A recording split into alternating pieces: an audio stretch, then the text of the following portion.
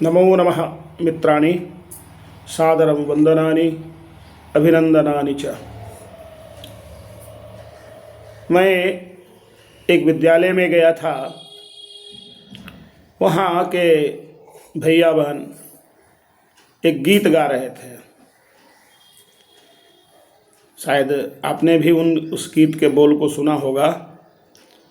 गीत था, नदियाँ न पिए कभी अपना जल, वृक्ष न खाए कभी अपना फल। नदियाँ न पिए कभी अपना जल, वृक्ष न खाए कभी अपना फल। अपने तन को, मन को, धन को, देश को दे दे दान रे, ओ सच्चा इंसान। मित्रों, मुझे लगा कि यह गीत जो हमारे भैया बहन गा रहे हैं,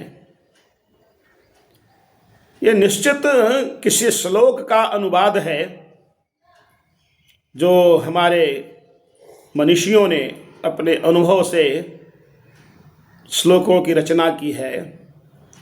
तो जब शास्त्र का अनुशीलन किया तो वह प्रचलित श्लोक भी मुझे मिल गया। मैं आपके सामने उसे रखना चाहूँगा। आप भी सुने होंगे, क्योंकि परोपकार की बात हो रही है। तो कवि लिखते हैं, परोपकाराय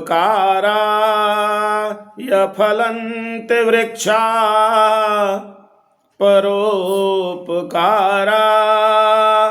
वहन्ति नद्यः, परोपकाराय दुहन्ति गावः, परोपकारार्थमिदं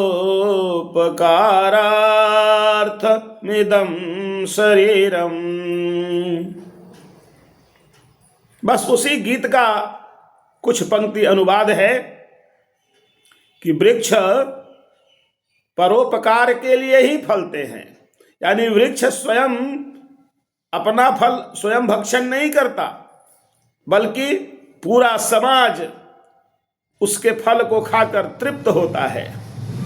और जो नदियां बहती हैं वो स्वयं अपना जल नहीं पी जाती हैं, बल्कि असंख्य लोग, करोड़ों लोग उस नदी के जल का लाभ उठाते हैं। इसलिए नदियां भी परोपकार के लिए ही बहती हैं। और एक तीसरा उदाहरण दिया कि परोपकाराय दुहन्ति गावः। गायें दूध देती हैं, किंतु वो गायें स्वयं अपने लिए दूध नहीं देती, स्वयं दूध नहीं पी जाती हैं, बल्कि हम सब मनुष्य उस गौ माता का दूध पी करके ताकतवर होते हैं, शक्तिशाली होते हैं, बलिष्ठ होते हैं। इसलिए वह गौ माता भी एक परोपकार ही की है हम मानवों पर। और इन सब के परोपकार से हमारा यह जो शरीर निर्मित है, शरीर जो बना है, वह भी परोपकार के लिए ही है, दूसरे की भलाई के लिए ही है। ऐसी भावना प्रत्येक मानव में, प्रत्येक जन में आए, इसी उद्देश्य से कवि ने यह श्लोक कहा है। वास्तव में हम इस श्लोक के भाव को समझें, उसे आत्मसात करें और अपने आचरण में लाएं। हमसे जितना बन सकता है। ऐसा नहीं कहा जाता कि पूरा जीवन में जो कुछ कमाया है संपूर्ण दान कर दो। वो तो आपकी अंतिम अवस्था हो सकती है जब मोक्ष प्राप्ति की होगी। लेकिन दूसरे भी भूखे नहीं मरे। किसी ने कहा ना कि साई इतना दीजिए जामे कुटुंब समाए, और मैं भी भूखा ना रहूं साधु न भूखा जाए। तो आपके पास जो संपत्ति है, ठीक उसका सदुपयोग होना चाहिए। आपके इस शरीर से यदि किसी का उपकार हो सकता है तो उपकार करिए, क्योंकि उपकार करना ही, परोपकार ही पुण्य है। महर्षि वेदव्यास ने अपने 18 जो पुराणों की रचना की, उसमें 2 ही बात तो कहा है, केवल 2 बात, परोपकाराय पुण्याय। परोपकार जो है, परोपकारः पुण्याय, पुण्य के लिए परोपकार है, और पापाय परपीडनम, यदि दूसरे को कष्ट देते हैं तो वह पाप के लिए है। इसलिए हम परोपकार में अपने आप को लगाएं।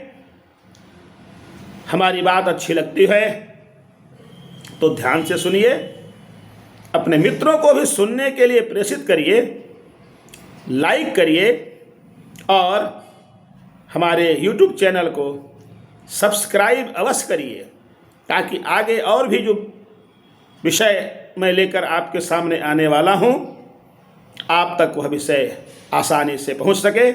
तब तक के लिए नमो नमः।